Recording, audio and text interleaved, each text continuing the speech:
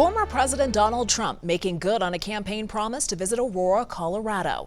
Trump's campaign says he will be in the Denver area Friday afternoon for a rally at the Gaylord Rockies Resort and Convention Center. So last month, Trump vowed to visit Aurora, repeating those false stories about the city and its immigrant population. Trump has claimed that members of a Venezuelan gang have taken over apartment complexes and overrun the city. The Aurora Police Department and city officials have repeatedly said that is not true.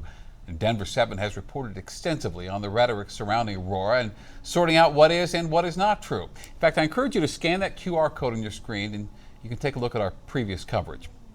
Now, the former president's announcement about the visit also contains some misleading information about Aurora right now, and we are fact-checking those claims. We'll have that in just a moment. First, though, let's take a closer look at what we're learning about his visit.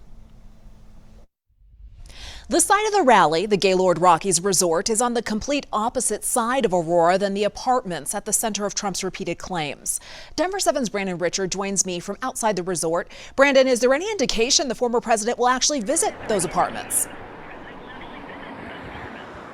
Well, there is no indication that the former president will visit those Aurora apartment buildings, and doing so would be very challenging from a logistics standpoint, considering the fact that his rally is being held about 12 miles or 30 minutes away from those apartment buildings. Were he to visit, of course, he would be escorted to the area, potentially tying up traffic. And because the apartments are located in a neighborhood, the Secret Service would have to make sure that entire area is safe. They'd have to check behind every window, every home. That alone would be very challenging for them, considering they're already under so much strain right now following those 2 attempted assassinations. But even if he doesn't visit, Mayor Kaufman told me a couple of weeks ago he hopes to be able to show Trump what's actually happening in Aurora.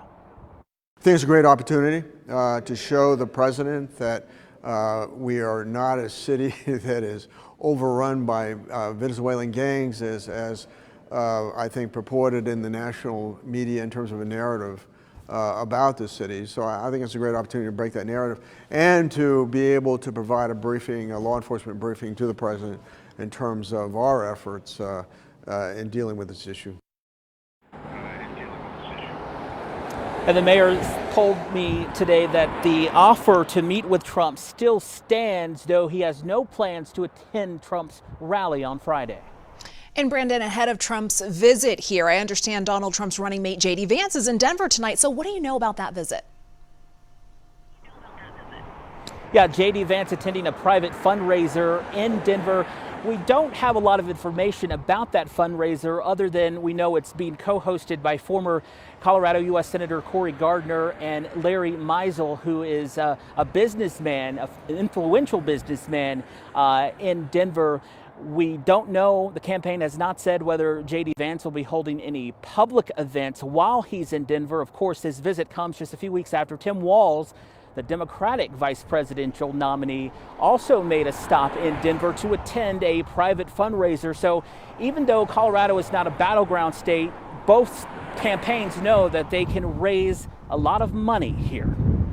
Brandon Richard reporting in Aurora for us tonight. Brandon, thank you.